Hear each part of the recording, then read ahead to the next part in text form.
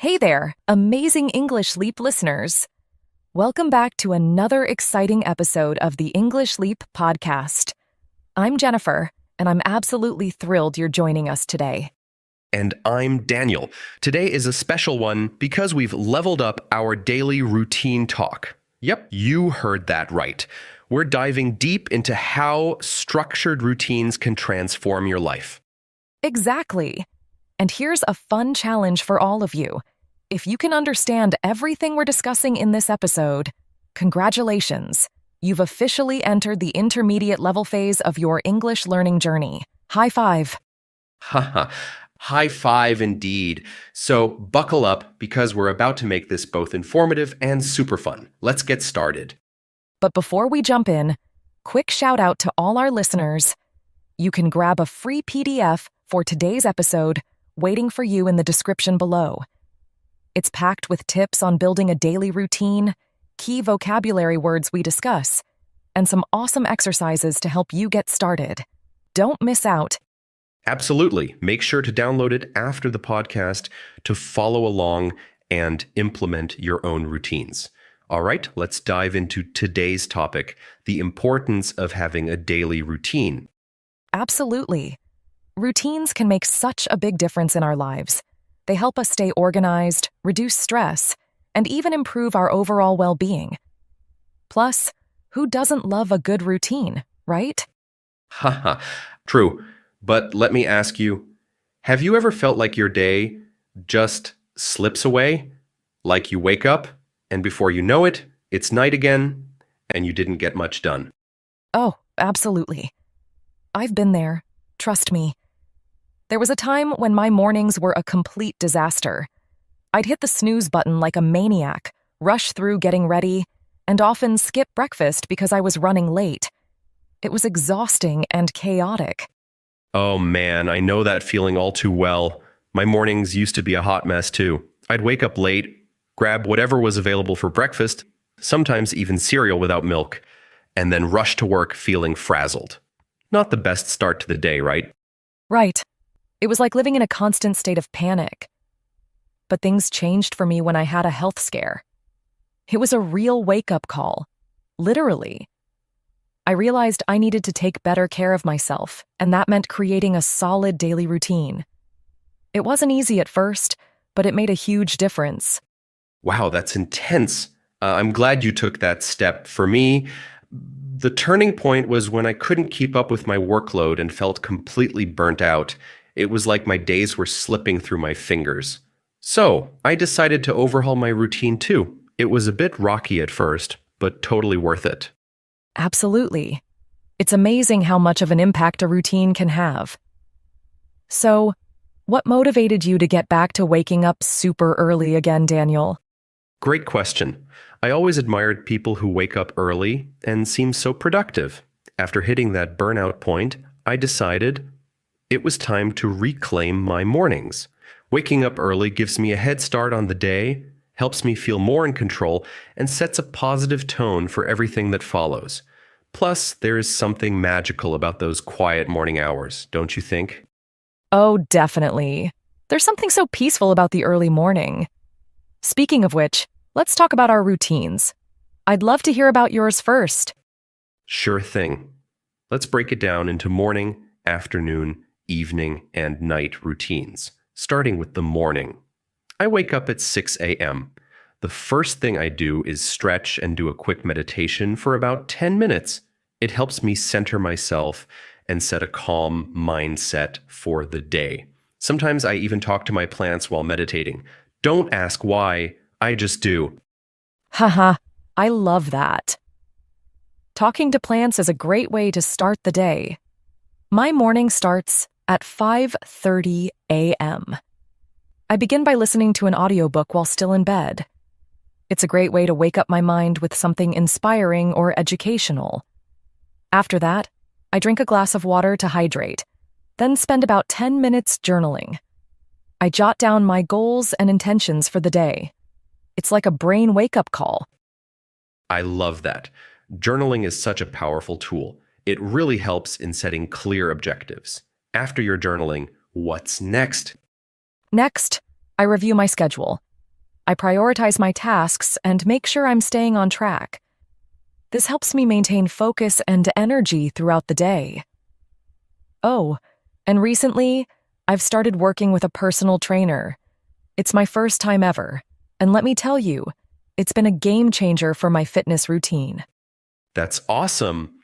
I've been thinking about getting a personal trainer myself. How's that experience been for you? It's been amazing. My trainer creates personalized workout plans, keeps me accountable, and ensures I'm exercising correctly to prevent injuries. Plus, having someone to cheer you on is a huge motivation boost. It's been a great investment in my health and has really boosted my motivation. On top of that, my trainer always shares the funniest stories. Who knew fitness could be so fun?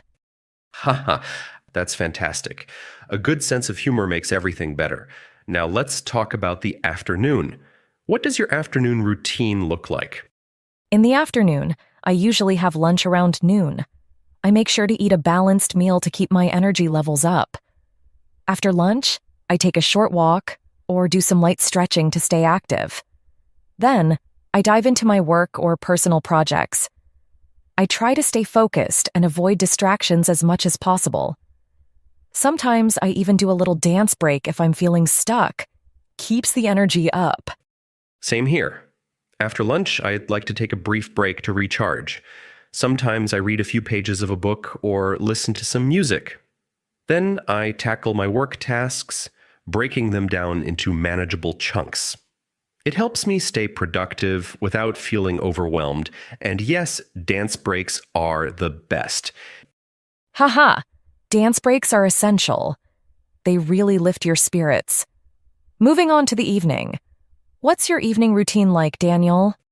Evenings are all about winding down. I usually have dinner around 7 p.m., spend some time with family or friends, and engage in hobbies like playing the guitar or watching a show.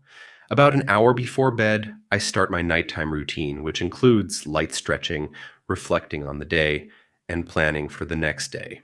Sometimes I even practice my air guitar skills. Keeps things interesting. I do something similar. Evenings are for relaxation and spending quality time with loved ones. I have dinner, then maybe watch a movie or read a book. Before bed, I prepare for the next day by reviewing my schedule, setting out my clothes, and making a to-do list. It helps me feel prepared and reduces morning stress. Plus, laying out my clothes means I look fabulous first thing in the morning. Win-win. Haha, looking fabulous is always a plus. Planning the night before is such a smart move. It makes mornings much smoother. How do you handle nights when you don't get enough sleep? If I don't get enough sleep, I listen to my body and adjust my schedule. Maybe I skip the workout or push some tasks to the next day. I also practice good sleep hygiene by avoiding screens before bed and keeping a consistent bedtime. It's all about being flexible and taking care of myself. And sometimes, I treat myself to an extra cup of coffee. Just kidding. Mostly, I just take it easy. Haha, I hear you. Flexibility is key to maintaining a healthy routine without burning out. Sometimes you just need that extra coffee, or maybe two. Now, let's talk about how our routines have evolved over time. I remember when I first started my current routine, it was challenging to stick to it, but over time it became second nature, and now I can't imagine my days without it. Same here. At first, waking up early and sticking to a structured routine was tough. But once I saw the benefits, more energy, better focus, improved health, it became much easier. It's amazing how small changes can lead to big improvements in our lives. Plus, having a routine gives me something to look forward to every morning. No more hitting snooze. Absolutely. Routines provide a sense of stability and control, especially during uncertain times. They help us stay grounded and focused on what truly matters. And let's be honest, who doesn't love checking off items on a to-do list? It's so satisfying. And it's not just about productivity. Having a routine also allows for personal growth and self-care. By dedicating time each day to activities that nourish our minds and bodies, We're investing in our long-term well-being. Plus, it gives us a chance to indulge in little pleasures, like that morning audiobook or evening stretch. Wow, Jennifer, that's a lot to take in. Some of the words and phrases we've been using might be new for our listeners. But don't worry, we've got Charlotte here to make everything crystal clear. Exactly. Charlotte's here to explain a few key vocabulary words and phrases from this episode, along with some simple examples. Take it away, Charlotte! Thanks, Jennifer and Daniel. Hi, everyone. I'm Charlotte, and I'm here to explain some of the key vocabulary and expressions from today's discussion. Let's dive right in. Rush through, meaning to do something quickly, often carelessly. Example: I had to rush through my homework because I forgot it was due today. Exhausting, meaning extremely tiring. Example: running a marathon was exhausting, but it was worth it. Chaotic, meaning disorganized or messy. Example: my desk was so chaotic that I couldn't find my notebook. Frazzled, meaning stressed or exhausted. Example: she looked frazzled after studying all night. State of panic, meaning a condition of sudden intense anxiety or fear. Example: when I lost my keys, I went into a state of panic. Health scare, meaning a situation causing concern about health. Example: after a health scare, he decided to eat healthier. Wake-up call, meaning a realization or event that prompts significant change. Example: failing that exam was a wake-up call for me to study harder. Burned out, meaning overwhelmed or exhausted due to overwork or stress. Example: she felt burned out after working 60 hours a week. Overhaul, meaning to completely change or improve something. Example: the company decided to overhaul its marketing strategy. Rocky, meaning difficult or unstable.